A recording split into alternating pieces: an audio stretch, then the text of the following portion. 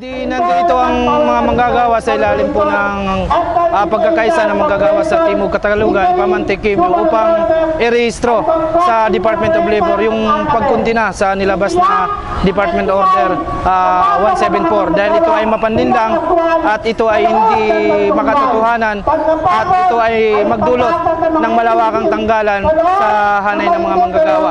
Kaya mula dito sa riyon ng Timog Katalugan hanggang dito sa Dole, kami ay pupunta rin sa Minjola para i-rehistro ang paniningil sa rehimeng Duterte na siya ang nangangako sa mga manggagawa at sa bayan ng Pilipino na wakasan yung kontraktualisasyon.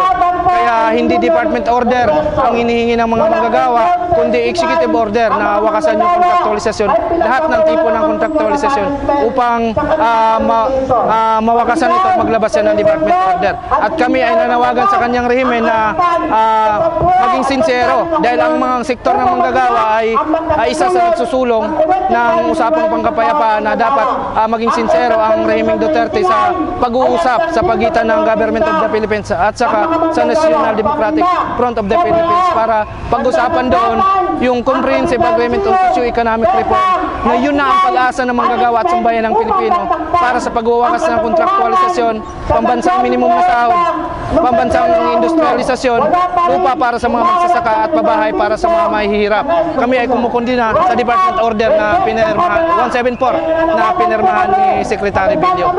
Kaya inutil pa rin ang Department of Labor natin sa pamumuno pa rin ni Secretary Bilyo. Ano po nakasaad sa DO 174? Ang nakasaad doon sa DO 174 ay di parang pinalawig lang niya o sinususugan yung Department Order 18-A.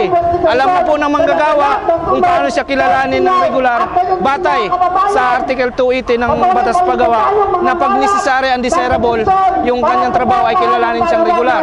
At bawal din daw doon sa Department Order na magpanibagong kontrata, magpalit-palit ng kontrata.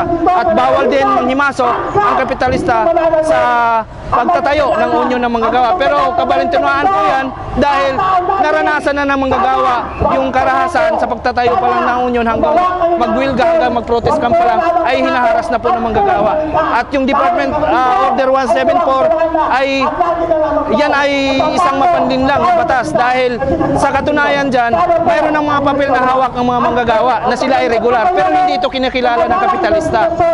Dahil walang batas na umuusig sa kapitalista na pag hindi nila tanggapin ang desisyon ng Department of Labor, walang magagawa si manggagawa. Kaya ang tungtungan pa rin ng kapitalista ay di tatakbo sa Court of Appeals, tatakbo sa Supreme Court sa mga kaso na dinisyonan na dito sa Department of Labor. Kaya ang tagal ng labanan ng mga manggagawa bago makamit na hindi pa sigurado manalo o hindi. Kaya nananawagan ang sektor ng manggagawa at sa buong sambayan ng Pilipino na magkaisa para wakasan natin itong kontraktualisasyon, lahat ng tipo ng kontraktualisasyon at suportahan natin ang usapang pangkapayapaan.